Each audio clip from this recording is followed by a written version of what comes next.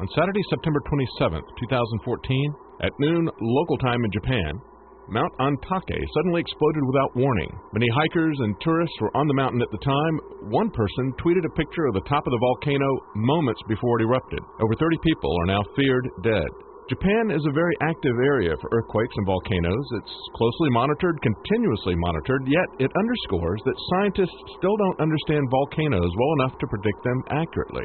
Mount Antarctica shows that we won't always get months of warning like we did with Mount St. Helens before a volcano explodes.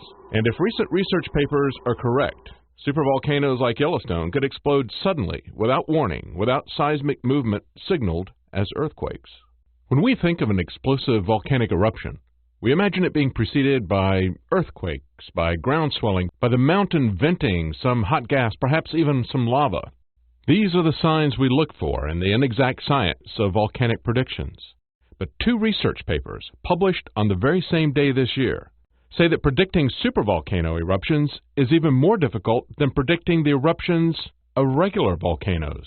More on that in a moment, but first, do the events in Yellowstone earlier this year demonstrate changes that may be building toward an eruption?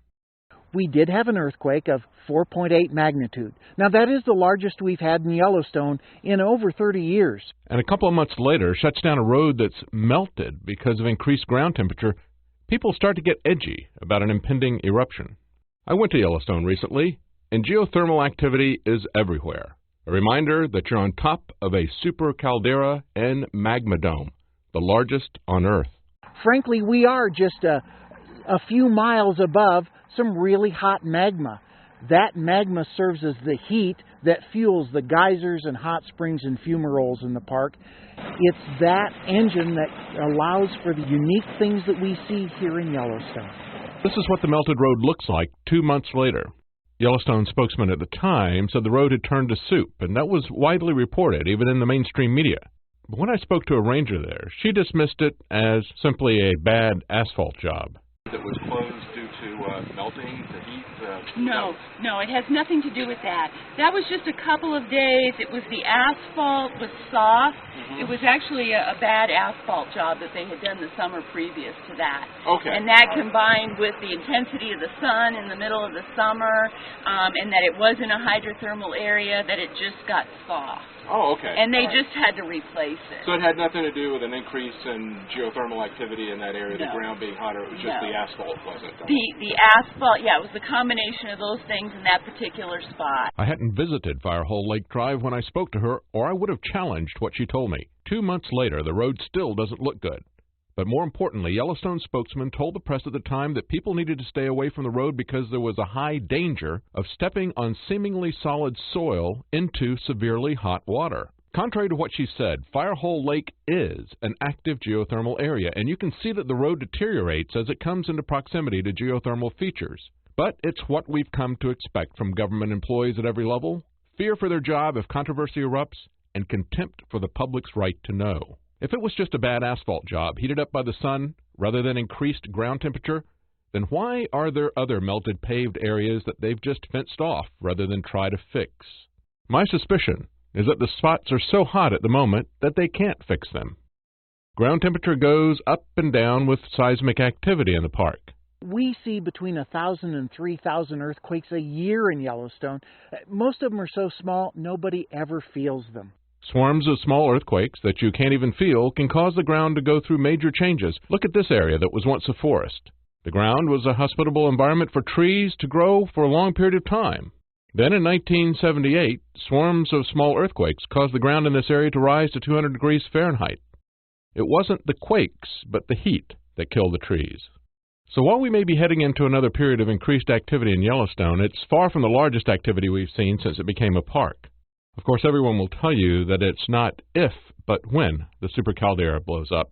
The difficulty, of course, is knowing when that's going to happen. Two research papers that were released on the same day this year, January the 5th, 2014, say that supervolcanoes aren't just bigger volcanoes, they have a completely different mechanism. The firing mechanism is a function of the buoyancy of the gigantic magma dome and the size of the dome. It makes it much more unpredictable than a regular volcano. And about the same time these research papers were saying that the eruption of a supervolcano was a function of magma dome size, we learned that Yellowstone's magma dome is 2.5 times larger than they previously thought. 55 miles long, 18 miles wide, 3 to 9 miles deep. For the sake of comparison, let's pretend for a moment that global warming predictions used to justify global taxation of man-made global warming are true. The IPCC's worst-case scenarios range from a 1 to 3 degree centigrade increase to a 2 to 6 degree centigrade increase, and that's over a 100-year period.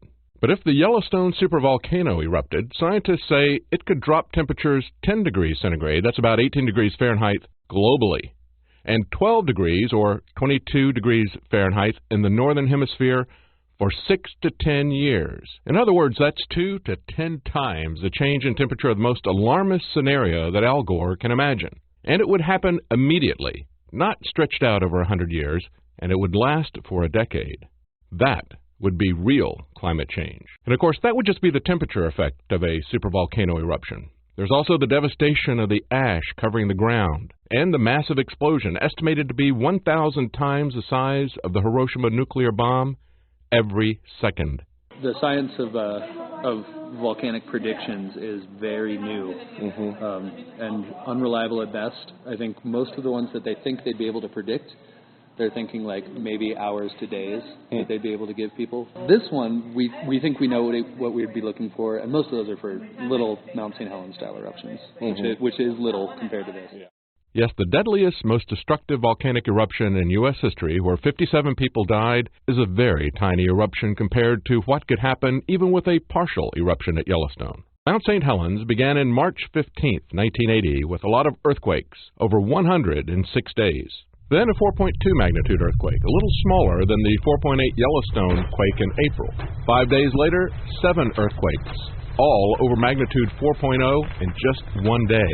The next day, the first eruption with a plume of 7,000 feet.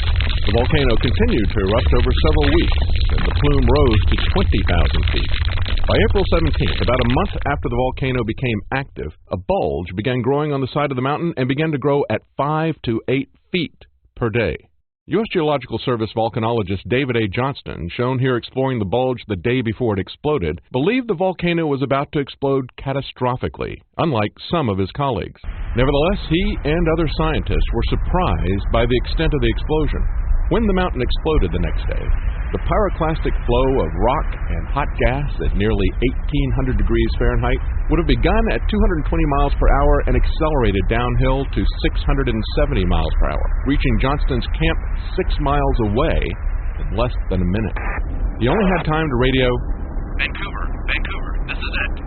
An amateur radio operator, Gary Martin, located a little farther away than David Johnston, saw the pyroclastic flow overtake Johnston's camp.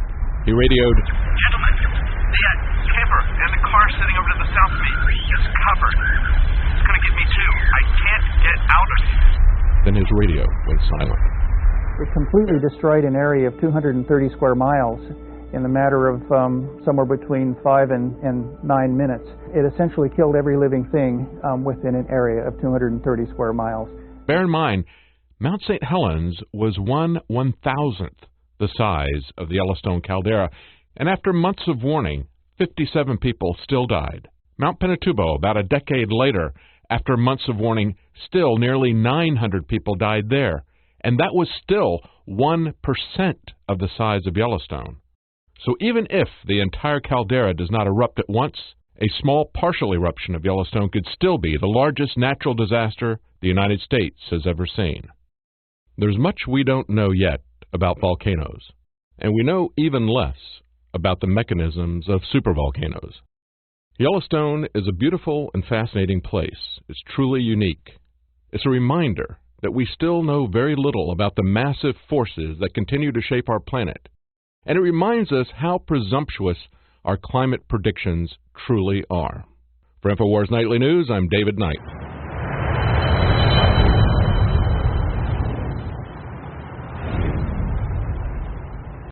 In the past decade, we have witnessed unparalleled scientific discoveries in the area of health.